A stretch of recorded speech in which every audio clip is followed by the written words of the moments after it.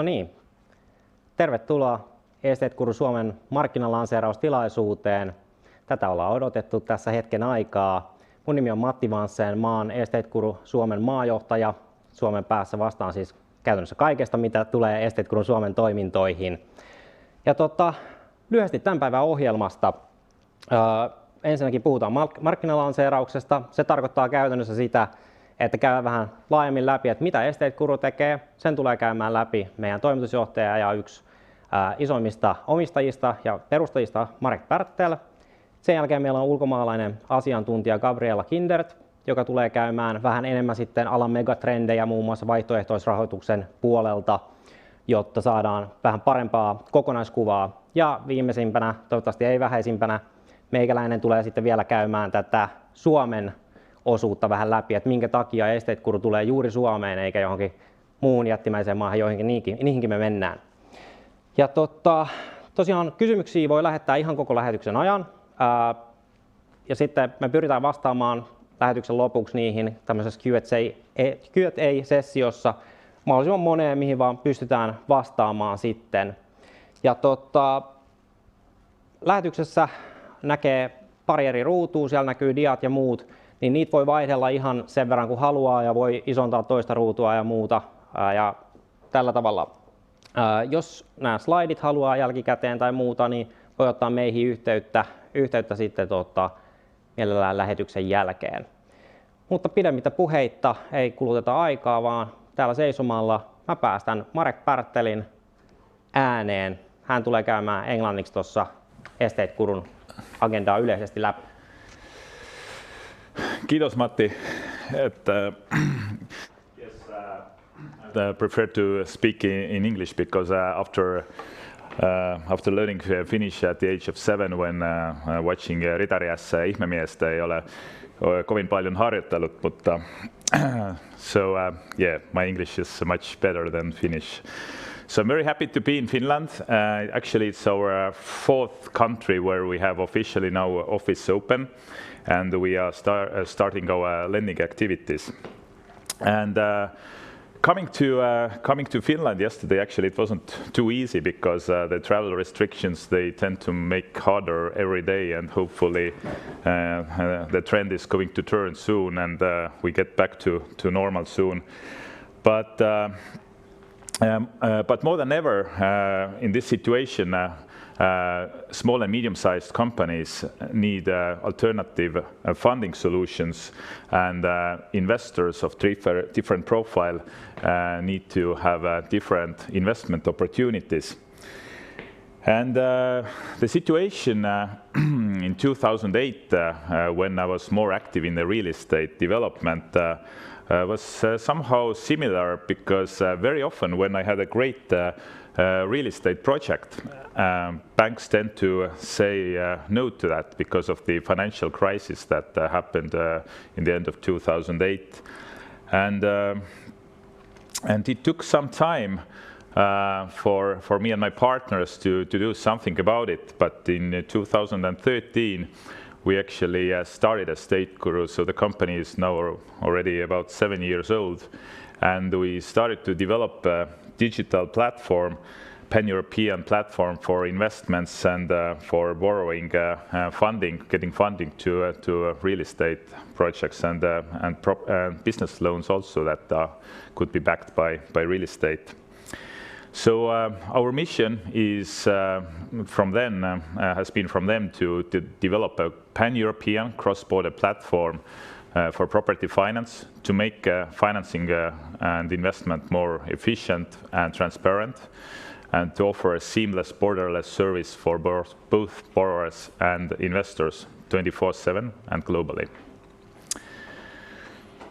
So we have developed during these 7 years the product that is Estate Guru platform. We have become the market leaders actually in continental Europe by having now about 85,000 unique visitors per month. And for borrowers, for small and medium-sized companies, it's a fast and flexible solution to get finance for their projects, whether it's a real estate development or it's a business loan or it's a bridge loan, the money they would need for a short period of time. And for investors, it's the platform where investors could invest into property loans in different countries that are backed by different type of properties. So it's the great way to diversify investment portfolio. And actually we have made it quite low, the entry barrier. So actually people who have just 50 euros could start their investments.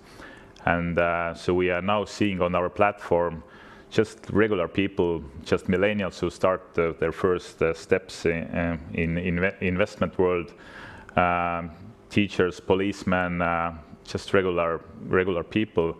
And at the same time, also institutional investors have found our platform. We have now worked more than 2 years with a German bank who is investing aside with retail investors. So it's actually for everybody. So where we stand today, as of today, we have now funded about 240 million property deals in 7 different countries. We say that we are in 8 countries, although we have offices in 4, but we have done the first deals, first trial loans in Germany, Portugal, Spain, and we have just received the license also in the UK.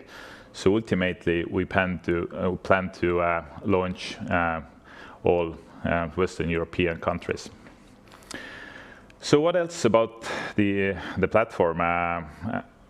All our investments are property backed. So 96% of the cases it's the first rank mortgage. And as I said, there are 85,000 unique visitors per month, but actually we have 60,000 registered investors on the platform. Majority comes from Germany, followed by other European countries, Baltics, Spain, Italy, Switzerland, the UK. The return from 2014, the annual return has been an average 11.69%, which is quite high in the market, and maybe that's the reason also why investors are returning to the platform and continuously build their portfolio. We have 48 people currently working at Estate Guru. They're coming from different industries, banking, finance, fintech, risk side, legal side. So basically, it's very unique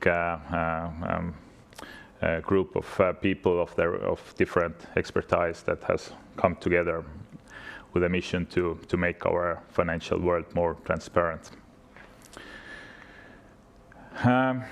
So last 5 years, some graphs how we have developed. The speed of funding has gone significantly quicker. When I started, it took about a week to fund a loan. Now, smaller loans, less than 200,000, we pretty often fund in minutes, and 1 million loan could be funded in a day. Number of investors is continuously growing. At the moment, we are getting about 2,500, 3,000 new investors to the platform, and 41% of them start investing. And more than 90% who make the first investment actually continue making investments and build their portfolios.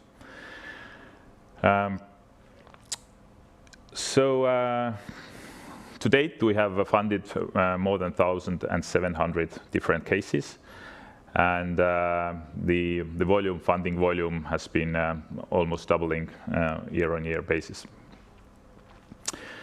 So what is the future? What are the three drivers Estate Guru, how Estate Guru will lead the next wave of SME property-backed financing and fixed income investing? It's definitely geographical expansion. We just hired the country manager to Germany after done the first deal, 2 million euro loan against the commercial building in Stuttgart that actually to date is already repaid. and we're planning to launch next month in Germany, having the office in Berlin. And next markets that we're targeting Spain, Portugal, the UK, Netherlands. So we plan to cover most of the Western Europe, Central and Western Europe by 2025. Institutional funding. So it's a very good sign actually that institutional capital also has found Estate Guru. So it makes it more comfortable also for retail investors to invest, because usually institutional funding is really hard to get, because there are the quality criteria that institutional investors are looking much more stricter. And more than 2 years now, we've been working with a German bank. We have a credit line from a Hamburg-based bank called Warengold. We are now in a final stage with a due diligence with a Swiss bank. And there are a couple of debt funds, one based in Switzerland and one based in London Mayfair, who have made their trial investments and planning to raise the volumes. So yes, we are open to new institutional funding, and we're planning to grow our investment volume significantly next years. And the more institutional funding we have on the platform, the more we can offer projects also to the retail investors, which leads to the more bigger diversification, which is good for everybody. And the third driver is the technology advancement, of course, because we consider ourselves as a technology company. By having facilitated no more than 1 million loan contracts during these years, it wouldn't have been possible without the technology what we have developed. So we're developing technology in different areas. At first, loan origination. We have different tools to find the deals and to get them to the platform. Then underwriting technologies for the risk department. Our risk department consists of professionals coming from real estate finance, from the banking sector and real estate valuation companies. But these guys need a lot of good tech tools also to make their decisions faster and to be more efficient. Then loan servicing technologies in order to service these tens of thousands of investors with a low head count. Of course, technology is very helpful on that. And litigation management. In some cases, some loans could go into default also. So it's very important that we have efficient processes in place and technological aids for that to recover these loans. Fortunately, last 6 years, our default rate has been only 2.5%, and we have recovered almost 50% of the loans of the defaulted loans so far, with a 10% return to investors, and there has been 0 loss of capital so far. So that's a short intro from my side, and I would be happy to now introduce Gabriela Kindert, our newest board member. I know Gabriela for years.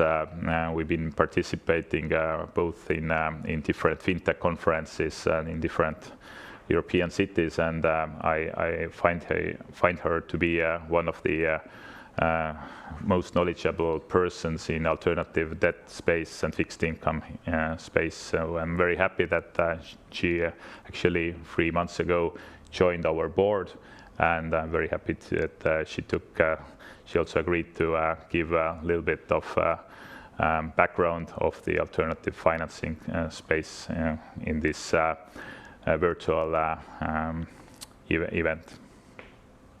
Thank you, and Gabriela, are you ready? Yes, I'm ready. Do you hear me properly? Yes. Okay, so good morning.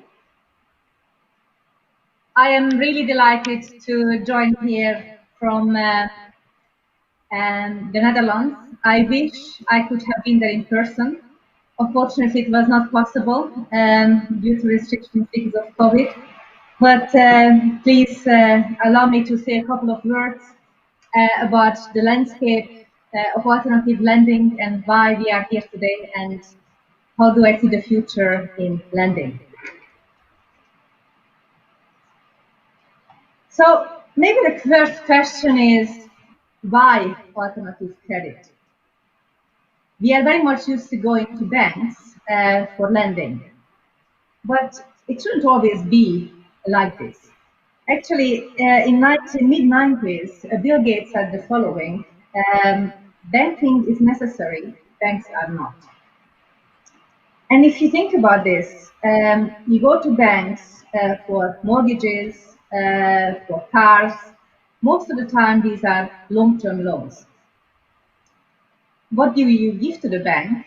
You give short-term loans, your salary, short-term deposit. And the banks need to do this maturity transformation, this risk transformation. That's why they have to be regulated. That's why there are a lot of control restrictions are in place.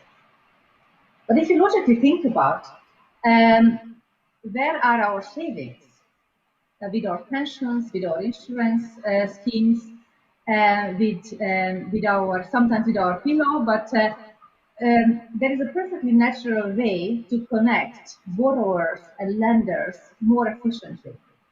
Borrowers want loans.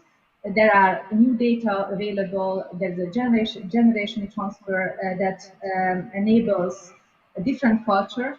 And lenders, insurance companies, retail people have a lot of money, and they can determine what they want to do with their money.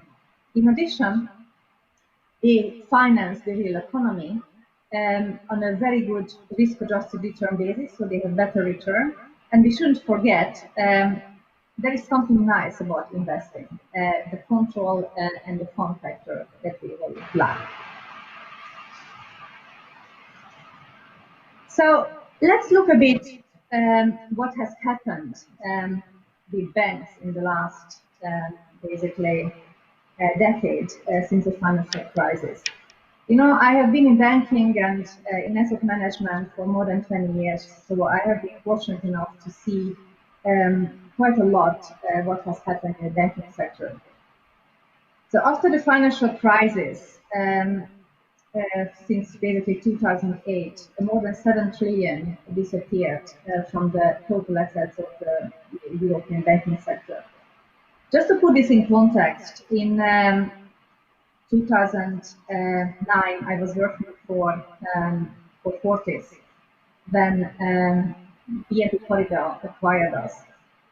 And at that time, the balance sheet of BNP Paribas was 2.1 trillion, after acquiring Fortis, 2.8 trillion.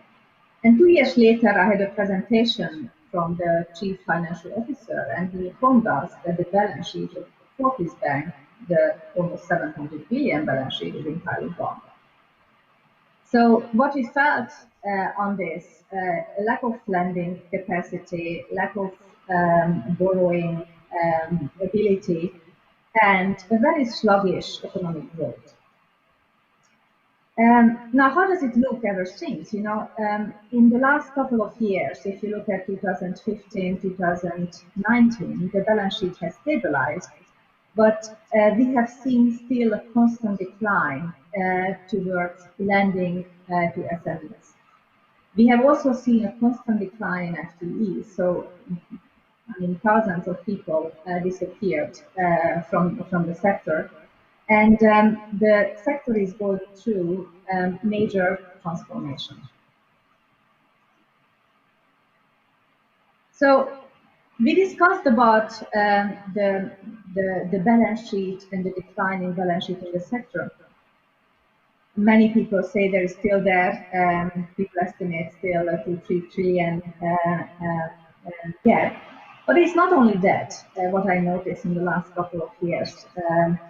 It's not only the gap in financing, but a gap in culture, a gap in expectations, and a gap in ability to service. In the last years, customers became very adept with different financing technologies, different expectations that they receive from e-commerce platforms. As a result, they want to have the same level of service quality also from banks, which is mostly digital, which is quick, savvy, and customer-friendly culture. And I think this gap is really being served by a lot of e-commerce or alternative finance providers. So if I need to summarize what's going on in the industry, we are seeing the industrial revolution in the financial sector. And it's extremely fun to see this and experience it in my everyday life. When I started making presentations to universities, business schools, and conferences, a couple of years ago, I said, who would have thought that the market cap of Deutsche Bank would be the same as PayPal? And then life and the time passed, and I had to say, who would have thought that the market cap of PayPal would be 2 times bigger? So every time when I'm making this presentation, I have the habit now to refer to PayPal and Deutsche Bank, and I looked up this morning, and the market cap of PayPal is 16 times bigger than the market cap of Deutsche Bank. I think it says it all, but it's not only PayPal. There are a number of newcomers, new names that exist today and did not exist a couple of years ago or a decade ago. So why is this industrial revolution happening? I think a number of factors are coinciding. The opportunity with the construction of balance sheet of banks, the availability of data combined with technology, changing customer habits, and great examples that we have seen in e-commerce, and a coinciding regulatory change, PSD2 and open banking, APIs, enabling a clear shift in business models. And what we should not forget is also the demand, the high demand for investment products. People want yield, people want coupon. If you think about it, probably the best income you can find is coming from loans, mortgages, real estate income, which can be really a natural hedge for your future liabilities. And what we see in banking is actually exactly what we have seen in a number of other industries, in music, in retail, and maybe a nice quote to mention here that I firmly believe in the context of retail. I don't think retail is dead, mediocre retail experiences are dead. And I think it's exactly the same, which is currently happening in banking. Banking is not dead, mediocre banking is clearly dead. And that's why we see clear emergence of a number of new players that are gaining significant market share. And maybe I would like to dwell a bit on data. The amount of data we have is significantly bigger and broader, which enables new applications with a technology, with a hardware, which is enabling better transfer of data and better applications. And let me tell you one empirical example here. A year ago, I was in a conference, and somebody told me that based on my email, he will tell me my credit score. And I was looking at the person very cynically, and he said, "Okay, give me your name and email address, and not my name, sorry about it." I gave my email address. He punched in my email address, and surprisingly, the person knew everything about me, where I work, what I signed up for, what are the e-commerce links I have been using. And I was very surprised. And he says, I'm not going to tell you, I'm not going to be able to tell everything about you, but what I can say and feed to the underwriting, tech underwriting platform is, basic data that I feel comfortable that you have this email address for 10 years, you have been using Amazon for 10 years, you have been using Booking.com for 10 years, which means that you are a real person with a real tech experience. So this credit platform can use those that do not have this data background and can focus their risk analysis on those. This is just one application, but there are chocolates of new applications like that that enable platforms like Estate, other consumer platforms to spend time on things and on papers that really worth watching and analyzing better and focus on issues that require better analysis. So I'm also working for the European Commission to analyze different new data and fintech applications, and the amount of new applications, amount of new solutions I see are really tremendous. So it's not only underwriting, but also data analytics, robotic process, early warning signals, enabling CFOs to better predict working capital needs, KYC, anti-money laundering, and I can go on and on and on. And if I go back to my slides, these applications enable also a sort of plug-and-play approach and a shift in business model. So you don't need to do everything the best, but you need to know what you are the best in and how you plug in those that are really the best. And let's move now to the investor side.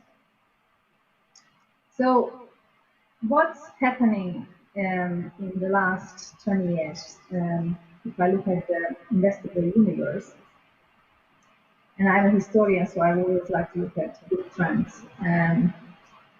What we can notice is that the world of publicly listed entities has reduced by half.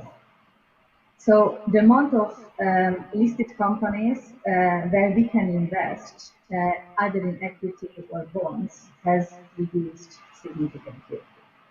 So a lot more private companies exist, and meanwhile there is an increasing universe of private market.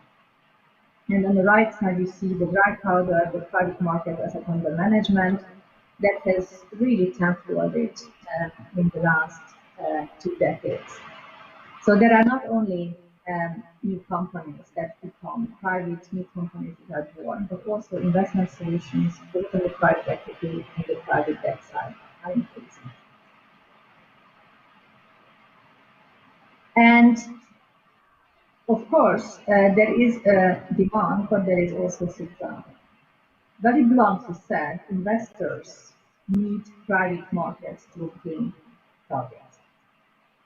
So if I look at the expected investment return of portfolio, it's decreasing. We are living in a low yield environment.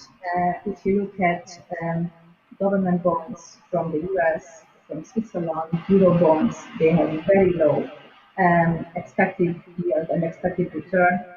I think it's fair to say that a lot of dividends have been cut. So the dividend income stream has also been reduced. But imagine if you are an insurance company, a pension fund, or if you just want to make sure that you have money for your kids' study, for universities, or if you want to have a proper pension and you don't want your money to disappear, we want income. And this income can easily be a lot easier to obtain in private markets. So this data is actually from BlackRock, and you can clearly see that private markets, both in equity and private debt, in the last decades, actually significantly outperformed the public markets. This outperformance had been around 3 to 5%, but if you don't need the liquidity, this 3 to 5% actually make a significant difference. So it's not a wonder that this 6-7 trillion gap that had been created as a result of the disappearance of balance sheet of traditional banks has shifted to a number of alternative solutions. And it's not only alternative solutions in terms of alternative lending platforms, but also new banks that have been built. So if you look at the left side, there are a number of new banks next to traditional banks, like PayPal, N26, and a number of others. There are, on the middle, you see a lot of alternative lending players. A lot of players like insurance companies, private debt providers, pension funds, asset management companies that went into providing alternative solutions and investing in alternative fixed income products. Maybe from my own example, which is from the Netherlands.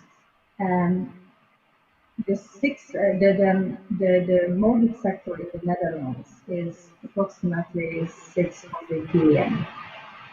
And because of the reduction of the balance sheet and still very high demand, within 3 years, 30% of the market share of this mortgage lending had been captured by new players like Dynamic Credit, like Mint. What they have done, they teamed up with pension funds mostly. The pension funds need the yield, and they provided solutions to capture 30% of the market share in Dutch mortgage underwriting. And I find it an amazing example because it's like the Deutsche Bank and PayPal example. Who would have thought that this sort of things can happen, and the oligopolistic market can provide this sort of new opportunities. But it happened. And of course, we have a lot of digital lenders, what I call alternative lending 2.0, like Estate Guru, that provide digital underwriting solutions and high income stream for investors, very flexible solutions with a lot of innovation. And some of these players can appear as regulated banks, like obtain the banking license after 2 years. Some can do under asset management license. We use all different regulatory framework, so that it became an extremely colorful place. What I find very important when I assess, when I comment on lending solutions is culture, innovation capacity, and quality of underwriting. And that's where I feel that new players can add quite a lot of value based on data.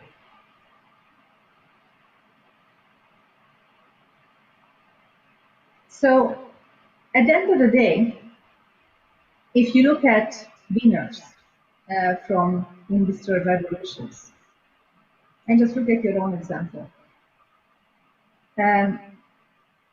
If you needed to pay 40 euros for a CD you would love, how about mentioning that you used to pay this amount quite a lot, basically 5, 6, maybe 10 years ago?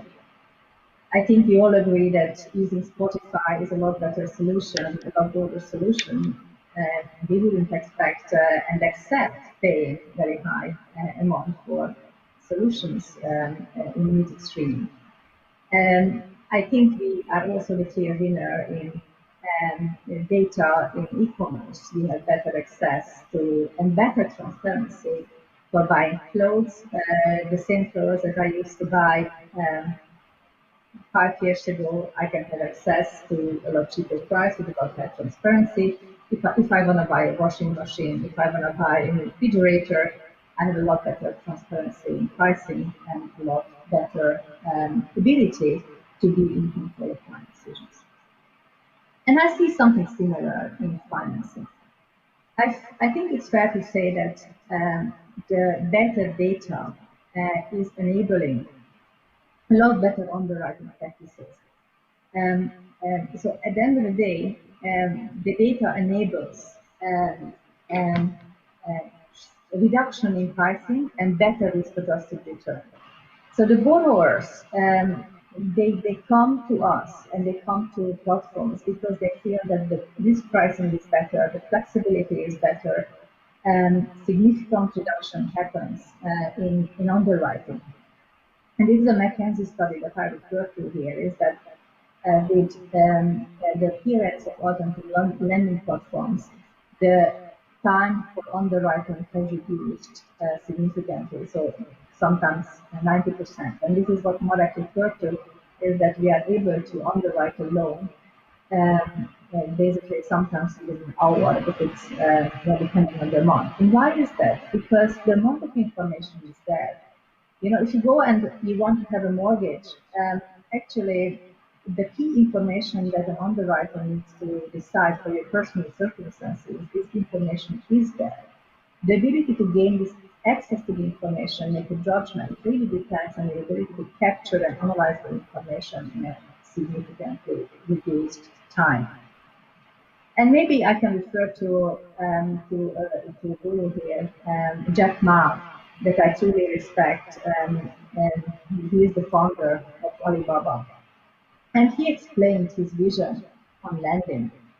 And he said the following, the mission in lending is for him 310. So the 3 minutes refers to underwriting a decision and 1 minute for disbursement, 0 human interaction. Is this the future of lending? Is the future of underwriting? Maybe. You know, Alipay is one of the biggest bank right now. It's about to go to IPO, and that's also one of the biggest value creation that I have seen in Asia. And I'm really hoping that there will be a lot more like that. I do feel that Europe is lagging a bit behind, but I think the direction we are going to is pretty clear. So at the end of the day, the most important beneficial is the borrower, with more inclusion, less judgment, and better service affordability. And let's look at the other side of the balance, which is why to invest in private credit. And again, this is an experience I built in the last 15 years since I worked with institutional investors. And I've seen that increasing appetite towards private market solutions. So I captured here the key reasons. I think the most important reason is the risk-adjusted return, which is clearly better than in public securities. So it improves the risk-reward profile of the portfolio. I very often see the most important advantage, which is quoted with the yield. Private credit has gained importance because of its ability to generate coupons. So in private equity, where we sometimes also invest in, and you can have a higher IRR, but the IRR, the actual capital gain, comes at a later stage. The key benefit of Estate Guru and also in private credit investment proposition is the coupon. It's not easy to get this level of coupon and income stream from any other investment securities. Very often, institutional investors like pension funds and insurance companies also invest because of the instrument's ability to have liability matching with their book. So basically, we know what the income stream they need, and they try to adjust the assets, the underlying assets income stream, to provide a perfect matching, both in terms of currency and also in terms of coupon size. The fourth important reason is portfolio diversification.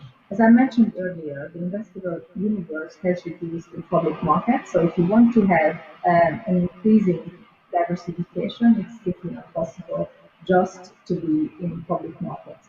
So this is one of the key reasons why institutional investors and also private individuals went into investment in private market solutions. The fifth reason is the increasing awareness in environmental, social, and governance-related investment.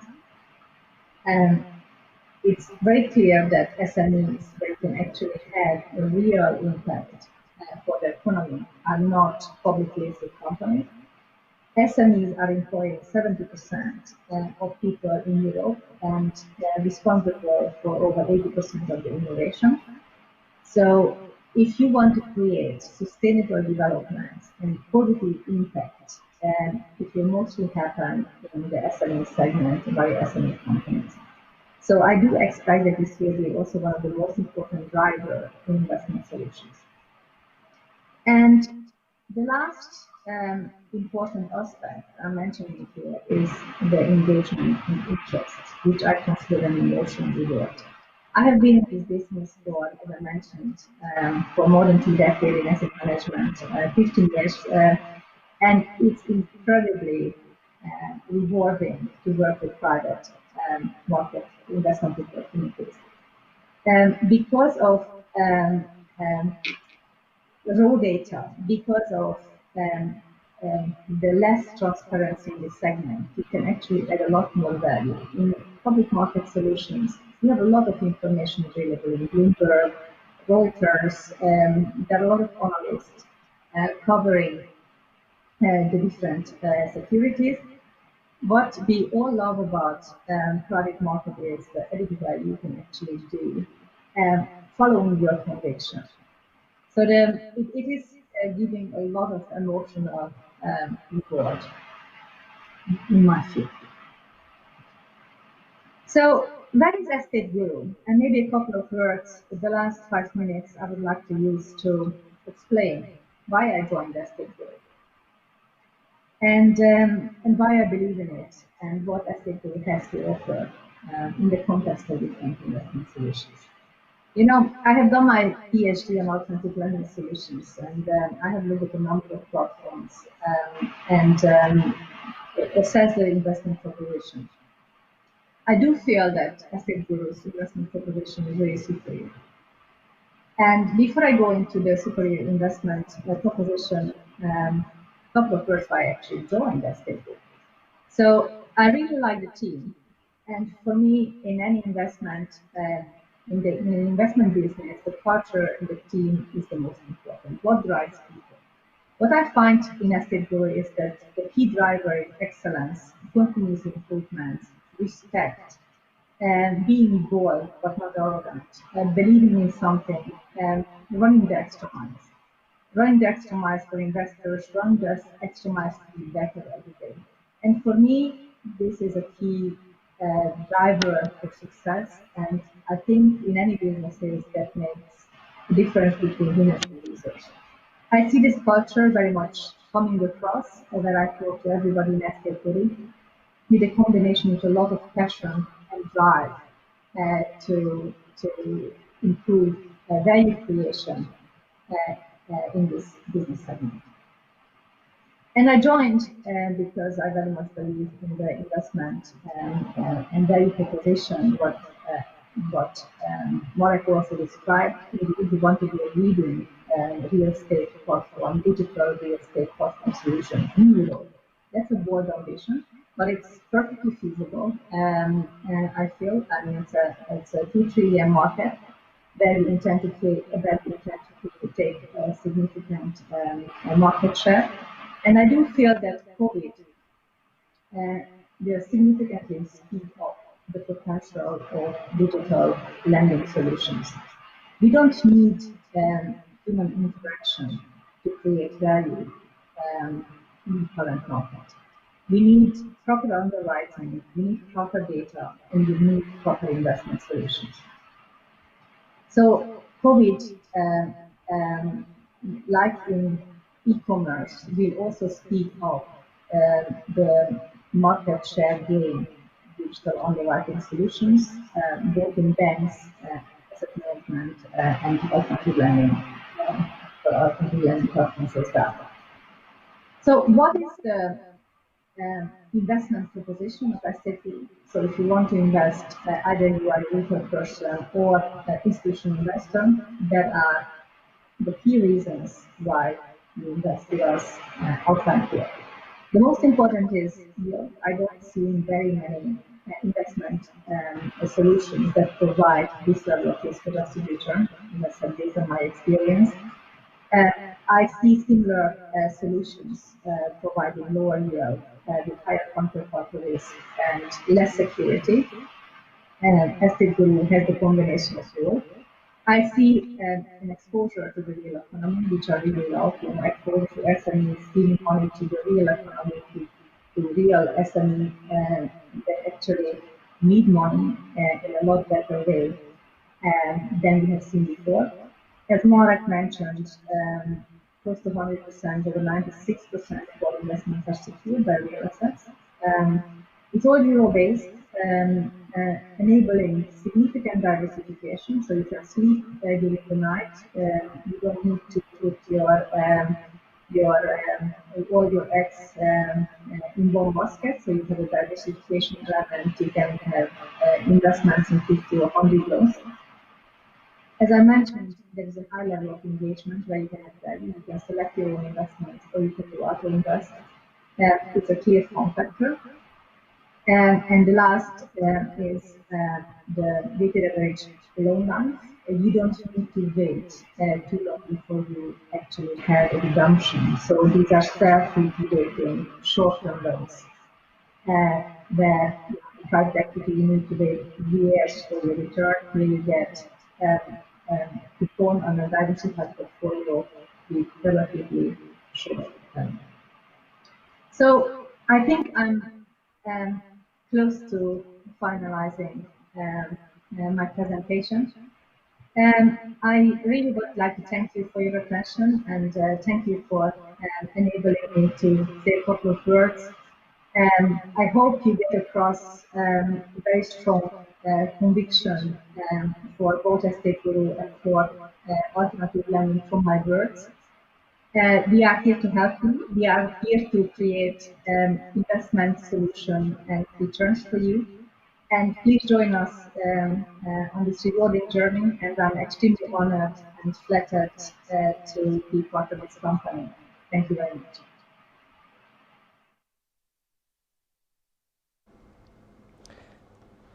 Yes, thank you, Gabriella, for your presentation. It was super as always. Tosiaan sen jälkeen on meikäläisen osuuden vuoro. Mä tuun puhumaan vähän enemmän Suomesta ja siitä, minkä takia Estate Guru tulee Suomeen. Mutta ennen sitä mä ajattelin, että mä voin kertoa lyhyesti vähän itsestäni, koska voi olla, että moni ei meikäläistä tunne samalla tavalla kuin Gabriellaa, joka on pitkään ollut alalla ja todellinen superstara siellä. Tosiaan niin mä oon Estate Guru Suomen maajohtaja, kuten alussa mainitsinkin, voin kertoa tarinan siitä, miten mä oikeastaan päädyin Estate Gurulle. Ja se menee sillä tavalla kutakuinkin, että jo vuonna 2012, silloin kun vaihtoehtorahoituksen muotona joukkorahoitus oli vasta pilkkeenä silmäkulmassa Suomessa ja vähän muuallakin, niin mä kiinnostuin siitä, aloin kirjoittamaan siitä koulussa. No sitten pari gradua myöhemmin huomasin, että se on aika semmoinen niin sanottu rakas lapsi. Vuodesta 2014 lähtien sitten on ollut joukkorahoitusalalla mukana tavalla ja toisella sekä lainamuotoisessa joukkorahoituksessa että tuolla equity-puolella. Ja oikeastaan siitä päästään melkein pomppuna tähän päivään, minkä takia mä oon tänään täällä, minkä takia vuosi ja 2 kuukautta sitten mä liityin Estate Guruun. Ja nähtyäni joukkorahoitusta aika pitkään, kuitenkin tässä näin 6 vuotta suurin piirtein takana, on nähnyt erinäköisiä toimijoita, on nähnyt, että mitä täällä markkinoilla tapahtuu. Huomasin semmoiset jutut, että jotta mä jatkan alalla ja ennen kaikkea liityn uuteen firmaan, niin siinä pitää olla tietyt asiat kunnossa.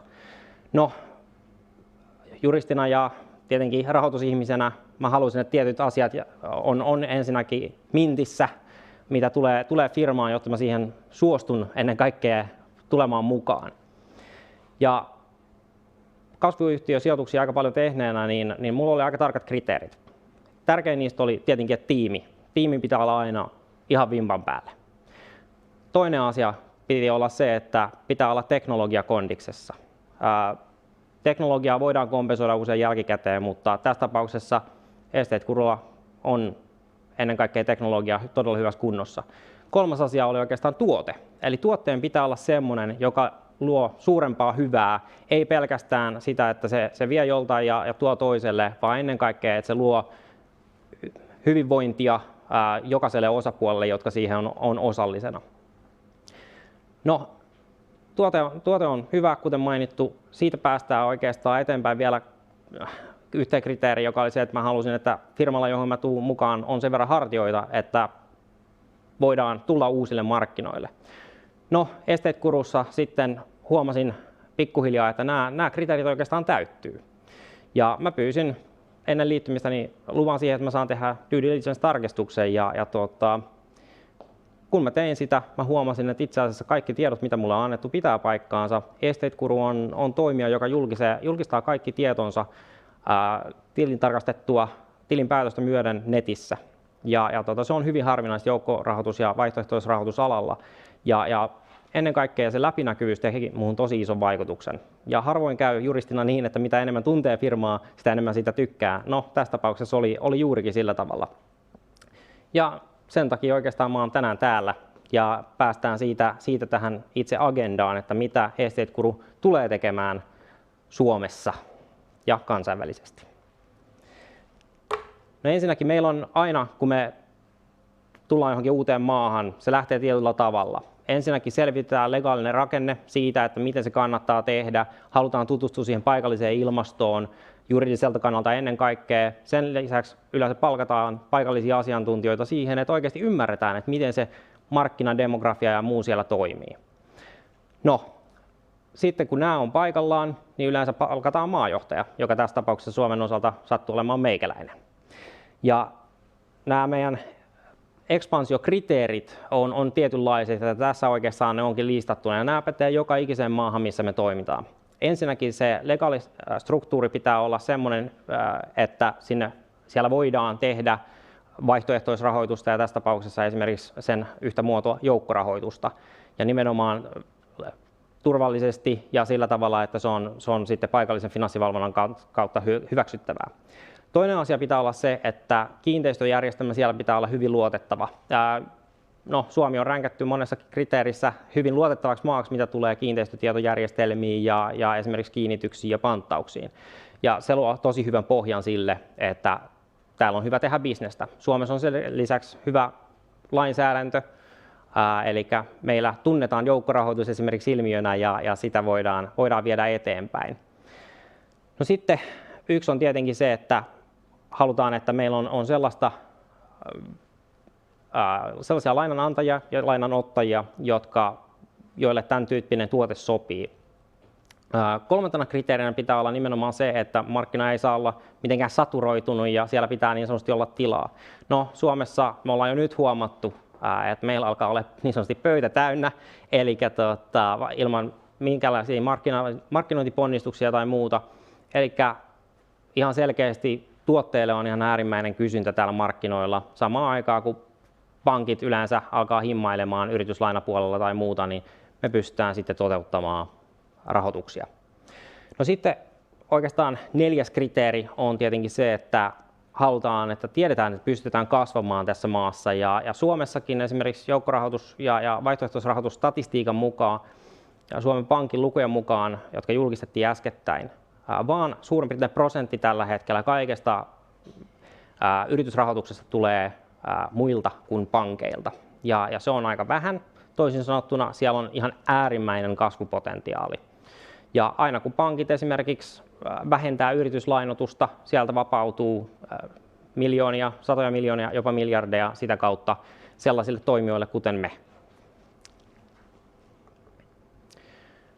No, miksi just Estate Guru? Miksi ollaan parempia kuin muut tai muuta?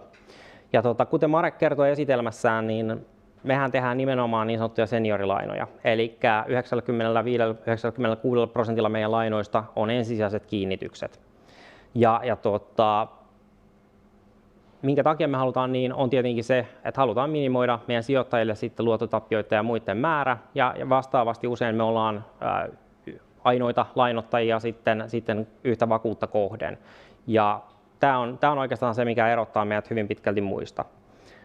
Välillä tulee kysymys, että minkä takia on mahdollista, että meidän lainanottajat esimerkiksi maksaa niinkin korkeata korkoa kuin 10 tai 9 tai 12%. Ja hyvä vastaus siihen on se, että meillä on usein alemmat success feet, eli avauspalkkiot, ja vastaavasti sitten ikään kuin se tuotto kokonaisuudessaan sitten tulee sinne lainan antajan puolelle, eli sijoittajan puolelle. Eli silti me päästään koroissa ja muissa ihan äärimmäisen kilpailukykyisiin hintoihin suhteessa meidän kilpailijoihin, etenkin Suomessa. No, tässä diassa onkin positioituna oikeastaan Estate Guru sinne, että missä me ollaan suhteessa muihin kilpailijoihin esimerkiksi meidän markkinalla. Ja huomataan, että ollaan siellä niin sanotusti pohjoisessa, eli ollaan aika high yielding, eli korkeassa tuotto-odotuksessa ja vastaavasti sitten varsin matalassa riskissä, koska ollaan siellä enemmän seniorilainapuolella. Ja mitä me tehdään oikeastaan, niin me halutaan ensinnäkin aina olla tehokkaita. Halutaan, jos jotain voidaan automatisoida, se automatisoidaan, mikäli se tuo lisäarvoa siihen päätöksentekoon esimerkiksi. No sitten toinen asia on tietenkin se, että koko prosessi siitä lähtien, kun joku lainanottaja ottaa meihin yhteyttä, siihen saakka, kunnes sen projekti on valmis, niin se hoidetaan sutjakkaasti, nopeasti, tehokkaasti ja joustavasti. Ja se onkin se, mikä erottaa meidät hyvin pitkälti traditionaalisista toimijoista ja mikä tekee meistä vaihtoehtoisrahoittajan, että me pystytään toimimaan hyvinkin nopeasti ja sopivalla rakenteella sitten. Ja oikeastaan se vielä, mikä erottaa meidät kansainvälisesti myös muista, on se, että me ollaan aidosti kansainvälinen. Se tarkoittaa sitä, että mikäli vakuus tai esimerkiksi lainanottaja, eli yritys, on eri maissa, missä meillä vaan on edustusta, missä meillä on tutkittu legaalirakenteet, ei ole ongelma. Eli voidaan rahoittaa oikeasti rajojenkin yli. Ja se on semmoinen, että esimerkiksi tosi moni suomalainen joukkorahoittaja ei siihen kykene, eikä vastaavasti myöskään ole tähän mennessä kyennyt kansainväliset muut toimijat. Siitä varten meillä on jokaisessa maassa, missä me toimitaan, aina omat käytössä olevat asianajotoimistot, lakiasiaintoimistot, ja toinen on se, että meillä on aina paikallisia asiantuntijoita. Ja yhtenä seikkana vielä, mehän ei koskaan luoteta vaan siihen omaan insightiimme esimerkiksi kiinteistötiedoista, vaan me aina halutaan se, että meillä on kolmansia osapuolia valuoimassa meidän kohteita, ja ne on aina kansainvälisiä toimijoita. Tietyissä tilanteissa voidaan toki käyttää vähän pienempiäkin toimijoita, mutta silloin me aina double-checkataan kaikki. Eli halutaan varmistua siitä, että rahoitetaan nimenomaan nykyarvon mukaan, eikä minkään arvotetun tulevaisuuden arvon mukaan, joka voi olla toteutumatta. No, mitä me oikeasti tehdään? Mitä meidän lainat on? Kuten tuossa puhuttiin, tehdään seniorilainoja ja me tehdään oikeastaan 3 eri muotoa. Yksi, ehkä mä voisin sanoa, meidän tärkeimpiä markkinasegmenttejä on niin sanottu development financing, eli vaiheittainen rahoitus ja ennen kaikkea kehitysrahoitus. Se tarkoittaa sitä, että voidaan esimerkiksi rakennusliikkeitä tai sitten kiinteistösijoittajia tai muuta rahoittaa rakennusvaiheen mukaan aina sen kulloinkin olevan nykyarvon mukaisesti, antaa tietyllä lainoitusasteella lainaa. Eli esimerkiksi jos vakuuden arvo on tänään 1 000 000 ja meidän lainoitusaste on siihen vaikkapa 50%, niin voidaan antaa 500 000 euroa lainaa. Ja se sitten taas, sitä voidaan pikkuhiljaa kasvattaa sitä mukaan, kun kohde valmistuu. Ja hyvin tyypillistä on, että sitten kun rakennusprojekti esimerkiksi on valmis, niin se lainan takaisinmaksu tuleekin suoraan pankilta. Eli esimerkiksi nykypäivänä, kun pankit vähän vähemmän rahoittaa esimerkiksi maapohjia tai tämän tyyppisiä rakennushankkeita, ellei olla RS-järjestelmässä, niin tämmöisessä tilanteessa me ollaan hyvin varteenotettava toimija. Ja siitä huolimatta, että meillä on suhteellisen kovat korot meidän sijoittajille, niin se kuitenkin, että usein kun laina nostetaan palasissa, niin se kokonaiskorkorasitus jää huomattavasti alle esimerkiksi 10 tai 12%, jolloin se onkin yhtäkkiä hyvin kannattavaa sille yritykselle ottaa meiltä laina. Eli me ollaan myöskin siinä sen kasvun kumppani ja mahdollistaja ennen kaikkea näille yrityksille. No toinen segmentti on businesslainat, eli puhutaan käyttöpääomalainoista näin suomeksi. Niitä voi oikeastaan ottaa mikä tahansa yritys, jolla on joko omassa taseessa vapaata vakuutta, jollain toisella on vapaata vakuutta, tai vaikka sitten omistajalla on vapaata vakuutta ja tarvitaan käyttöpääomaa sinne yrityksen toiminnan pyörittämiseen. Kolmas muoto, joita tehdään vähän vähemmän, mutta tehdään kuitenkin, on niin sanotut bridge-out-lainat, eli siltalainat näin suomeksi. Näitä usein käyttää kiinteistösijoitusyhtiöt ja rakennusliikkeet, jotka esimerkiksi tarvitsee lyhytaikaista rahoitusta siinä vaiheessa, kun kohde on esimerkiksi valmis, mutta myynnissä vielä kestää hetken aikaa. Niin sitä mukaan sitten, kun esimerkiksi myyntiä tapahtuu, niin meidän lainaa maksetaan takaisin. Ja se on usein sitten hyvin kannattavaa heille ottaa se, koska silloin he pääsevät aloittamaan esimerkiksi toista projektia jo valmiiksi. Eikä tule sitten mitään aikataulullisia myöhästymisiä ja kuitenkin aikaa rahaa tällä alalla. Mitä me halutaan tehdä on nimenomaan se, että halutaan ratkaista nämä markkinoiden epätehokkuudet. Ja sitä vartenhan vaihtoehtoisrahoitus alun perinkin on luotu. Ja nimenomaan se, että halutaan tuoda ensinnäkin sijoittajille eli lainanantajille sen riskiprofiilin tuotetta, jota ne ansaitsee ennen kaikkea. Eli sellaisia vakuudellisia lainoja, joissa on hyvä tuotto. Eli siitä huolimatta, että meillä on suhteellisen korkeat korot, niin meillä on varsin konservatiivinen lainapolitiikka, johon liittyy muun muassa se, että me ei voida ihan mistä tahansa rahoittaa kohteita ja kohteen pitää olla likvidi ihan siitä syystä, mikäli sitten päädytään siihen huonoimpaan mahdolliseen tilanteeseen. Ja oikeastaan tämä markkina-arbitraasihan jakautuu kahteen. Ensinnäkin on niitä yrityksiä, jotka ei välttämättä saa lainaa, vaikka ne olisi aiemmin saanut lainaa pankista ihan samoilla ehdoilla ja vaikka luvut pysyisivät samana, niin voi olla, että tänä päivänä vaan siitä syystä, että pankit muuttaa lainapolitiikkansa, ne ei saakaan lainaa.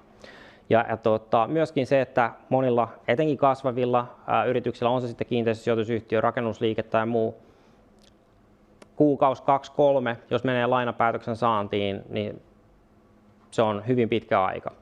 Tästä syystä me pyritään toimimaan aina tehokkaasti ja jopa päivissä pystytään sitten rahoittamaan ihan alusta loppuun yksittäinen hanke, olettaen, että meillä on kaikki tarvittavat tiedot. No sitten yksi asia on tietenkin vielä se, että nykypäivänä sitten, kun on totuttu siihen, että haetaan pankista lainaa, niin pankit sitten pystyy välillä neuvottelemaan erinäköisiä jopa vähän lainanottajalle huonojakin sitten ehtoja. Ja tähän me pyritään nimenomaan, että ne on myöskin sellaisia ehtoja sitten, että ne on lainanottajille oikeasti järkeviä. No toisella puolella, kun puhutaan markkinapaikasta, niin on sitten nämä sijoittajat. Useinhan on ollut niin, että kiinteistösijoittaminen on harvoja ja valittujen puuhaa. Jos ei ole miljoonaa taskussa, niin on tosi paha lähteä tekemään kiinteistösijoituksia. Se on yksi asia. Eli haluttiin tuoda sellainen tuote, johon oikeasti, jolla pystyy pienillä summilla lähteä mukaan, ja toinen, saadaan todella hyvä hajautus siinä pitkin matkaa. Ja sitten vielä se, että usein vaihtoehtoisesti, jos olisi se kiinteistösijoittaja, joka sijoittaa siihen yksittäiseen projektiin, yleensä se sijoittaa sitten oman pääoman ehtoisesti, jolloin sen tuotto täysin riippuu siitä, että mitä sille projektille tapahtuu, menikö se hyvin vai huonosti, ja sitten jaetaan voittoa, jos jaetaan. No lainoissa on se taas hyvä puoli, että vaikka yritykselle kävisi jotain, siellä on vakuus, niin projekti voidaan myydä sellaisenaan, tai sitten jos se kohde on valmis, niin se on tietenkin äärimmäisen helppo myydä. Ja yksi asia vielä, mikä tekee kiinteistösijoittamista usein vaikeaa, on se, että suomalainen kiinteistösijoittaja sijoittaa Suomeen yleensä, ja virolainen Viroon ja brittiläinen Britteihin. Ja siihen, että lähtee sijoittamaan sitten muihin maihin, niin tarvitaan yleensä hirveä määrä asiantuntijoita sitten eri maissa, ja se on toinen miljoona investointi siinä vaiheessa. Eli pyritään nimenomaan siihen, että pystytään hajauttamaan yhden markkinapaikan kautta tällä hetkellä esimerkiksi 7 maahan. Ja sitä kautta pystyy saamaan sinne portfolioon vaikkapa satoja lainoja, jos niin haluaa.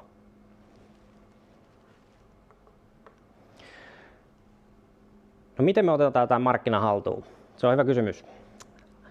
Tähän mennessä me ollaan rahoitettu noin 19 miljoonaa Suomeen kuten mainittu, täysin ilman markkinointia, eli huomataan, että tällä on ihan valtava kysyntä Suomessa. Ja uskon ihan sitäkin myötä, että tullaan tekemään isoja asioita tässä maassa. Tähän mennessä meillä on 60 lainaa taustalla, ja esimerkiksi edelliset pari kuukautta on ollut Suomen osalta 3,8 ja 2,5 miljoonaa, mitä ollaan pystytty rahoittamaan. Ja ollaan hyvin ripeällä aikataululla saatu kerätty myöskin ne rahat, mikä on toiminut tosi hyvin. No, tähän mennessä meillä on 420 sijoittajaa Suomesta.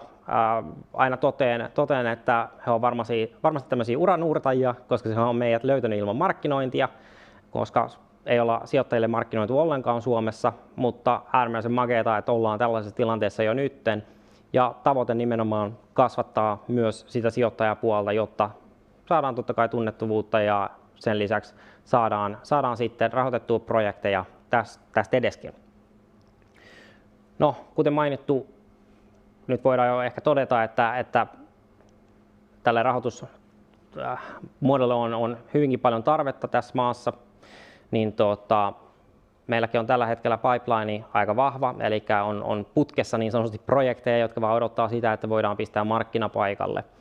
Ja uskotaan, että ensi vuonna tullaan rahoittamaan jo useammalla 10 miljoonalla, ja toivotaankin tietenkin niin. No, missä me ollaan tällä hetkellä, niin meillä on nytten joukkorahoitusluvat viimeistelty, ja mä oon itse ollut vuoden ja 2 kuukautta tässä näin. Meillä on tiimi paikallaan, meillä on tosiaan juridinen rakenne paikallaan, meillä on Estate Guru Finland Oy tähän näin. Meillä on paljon partnereita jo Suomessa, ja varmasti tänään alkaa näkymään eri paikoissa niin sanotusti, ja varmasti googlaamalla löytyy vielä enemmän. Ja tosi makeata, että meidät on niin sanotusti hyväksytty tänne markkinaan, ja ennen kaikkea se kiinnostus on ollut ihan äärimmäisen kovaa, että tuntuu, että tuote myy niin sanotusti itse itsensä. Ja yksi, mikä on hyvin mielenkiintoista, eikä ole ennen meikäläiselle hirveästi tapahtunut, kun nyt vasta Estate Gurulla, on se, että esimerkiksi tosi monet isot institutionaaliset sijoittajat on ottanut suoraan yhteyttä ja kysynyt, että miten he voi ja saa sijoittaa meihin ja meidän lainoihin. Ja siitä oikeastaan Marek puhukin, että me ollaan tuomassa siihen sitten uudenlaisia ratkaisuja. Ja nyt mikä muuttuu, niin on se, että nyt aletaan rummuttamaan, nyt aletaan markkinoimaan, ja tästä se homma lähtee, ja toivottavasti voidaan vuoden parin päästä pitää vielä vähän isompi lehdistötilaisuus näissä merkeissä. Kiitos mun puolesta. Nyt olisi aika sitten Q&A-sessioon, ja I'll ask Marek to join me for the Q&A session. Yeah, sure. Thanks, Matti. Thanks, Matti. It was a great presentation, and really happy to have you on board. So I believe it's going to be a great adventure years to come. So yeah, happy to take any questions if there are. All right, I'll read them here and you can answer. So, how do you ensure the security of your service and safe transactions for the investors? Yeah, it's a good question. Of course, the security for investors is very, very important to us. It's a cornerstone for our business to feel the investors secure, and that's why we always take the mortgage as a security that is held by our trustee security agent on behalf of investors. And if something happens with the loan, we can liquidate the asset and refund the monies. And this has now happened several times. And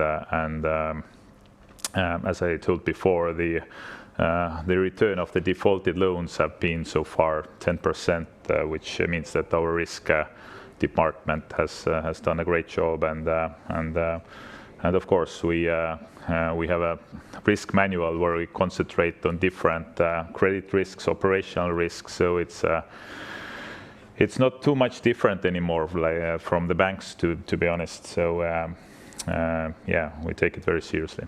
Okay, and how do you make sure that the transactions are safe? Mm-hmm.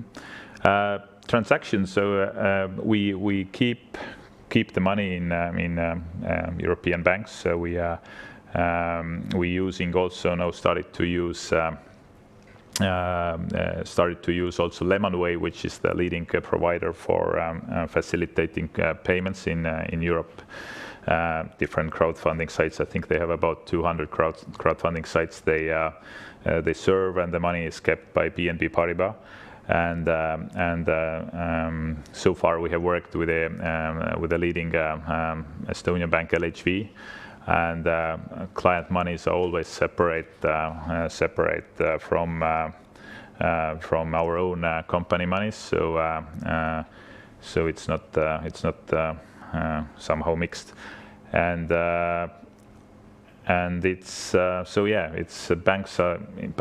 I mean, money is not in our platform. Money is still in the bank. So in this sense, it cannot be lost. So yeah. And one thing to add here, as I have followed now the Lemonway integration, for example, is that the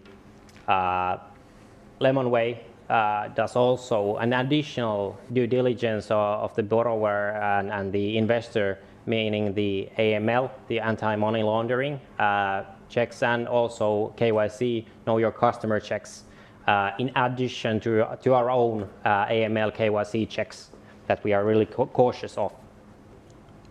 All right, then next question, can you provide some concrete case examples of different borrower projects you have worked with?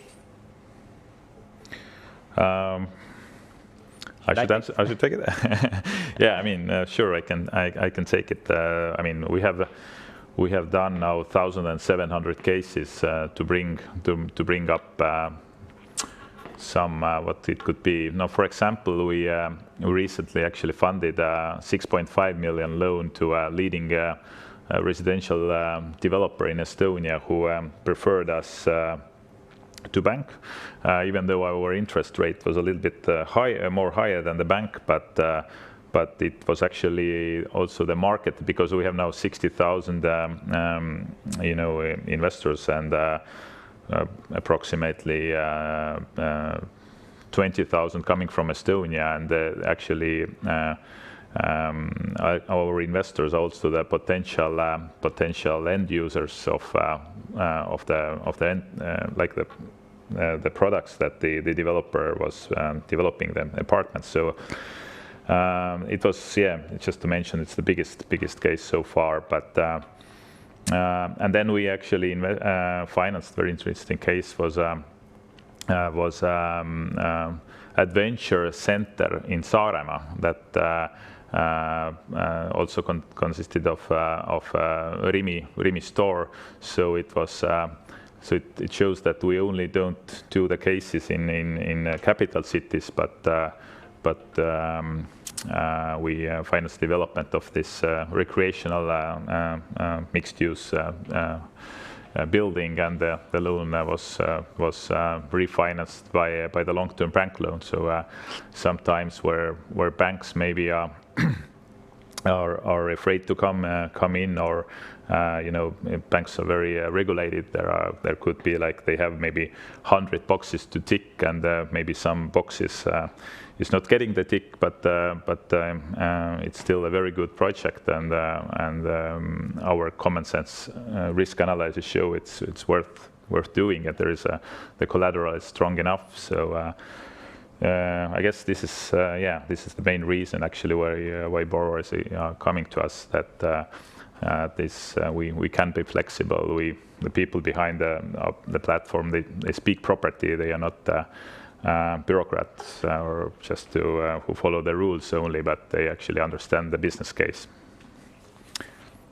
Yeah. And to add here also, I think just a moment ago, nowadays the biggest project of Estate Guru, or one individual tranche, went live. Actually, the project is located in Herttoniemi here in Helsinki, and it's a commercial real estate property, and with a really good cash flow and so on. And for example, in this case, the funds are being used for the acquisition of the property, and the value of the property is, if I can recall correctly, 7.4 million. And against that, as mentioned, we are financing about 59% all in all, which means approximately a little bit over 4 million euros. So that will be a good case for Estate Guru here in Finland and so on. Absolutely, it's really great that we actually have the biggest single transit amount that went live just on the day of our launch in Finland. So kind of coincidence, I would say. We didn't plan it to be at the same day, but sometimes things happen. Yeah. Then a question came in that what are the main risks from the investor's perspective?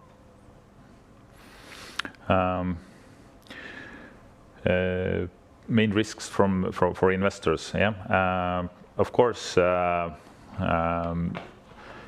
we try to minimize all the risks for investors as much as possible, but in some rare cases, some loans could get delayed or could also get into default. But that's why we have the processes in place to react and to be as efficient as possible in the recovery process. And as I before mentioned, it has been about 2.5% historically the default rate, and the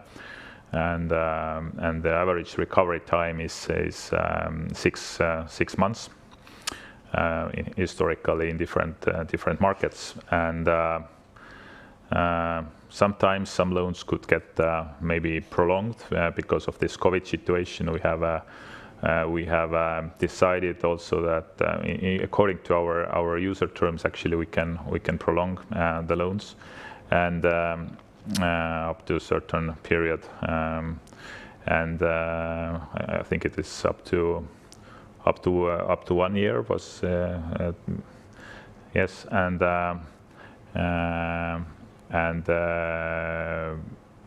we do it when we see that there is no point to take it to start enforcement when the collateral position has not changed, and maybe it's only maybe the sales have been prolonged and so on. When the interest has been paid, then we can do the prolongation. In some cases, we refinance the old investors out and the new investors come in with a refinancing case. So this is the risk department which decides which is the best solution for our investors. And but still, then the investors have opportunity to sell their investments in the secondary market if they don't like the delay or refinancing case. So we have a secondary market trading platform which is pretty active. So when you want to get your investment and the return for your invested period back, most of the cases we have the other investors who would be interested to buy your position. All right. Then question came in that how does the Estate Guru business model work? Meaning that where does Estate Guru get the money? Where? Mm-hmm. Yeah, currently we don't charge from our retail investors. We have the loan origination fee coming from borrowers, which typically is 3%. It can vary from 2.5 to 4%. It depends a little bit on the case and the amount. And then for a secondary market trades, investors there is a 2% fee in the secondary market trades, but for the main market there is no fees for investors. And then there could be some fees when the Estate Guru recovery team recovers a loan. Then we can charge also a fee from recovered loans. And for institutional investors, we have a little bit different. We're now working on with basically two principles. Either we have a fixed rate credit line from investors, or we have a forward flow agreement or floating rate credit line where we charge the annual fee and a percentage of the interest earned by institutional investors.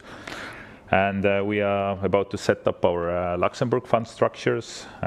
We are probably going for two structures, closed-ended fund and open-ended fund, and this is then it's in the group level, then these funds should generate also some income for Estate Guru. All right. So I think we are almost a lot set, of information set and done here. Thank you for the many questions, and I hope you got all the answers you wanted. And if you didn't, please contact us later, and we can arrange a meeting one-on-one, for example. So yeah, thank you, Marek. Thank you, Gabriella. Thank you, everybody, for watching, and hopefully you got some new information out of it. And I encourage you to check out our webpage, and if you have some funding need, then Matti is a person to talk. Yes. All right. Thank you for my part, and until next time. Thanks a lot. Thanks.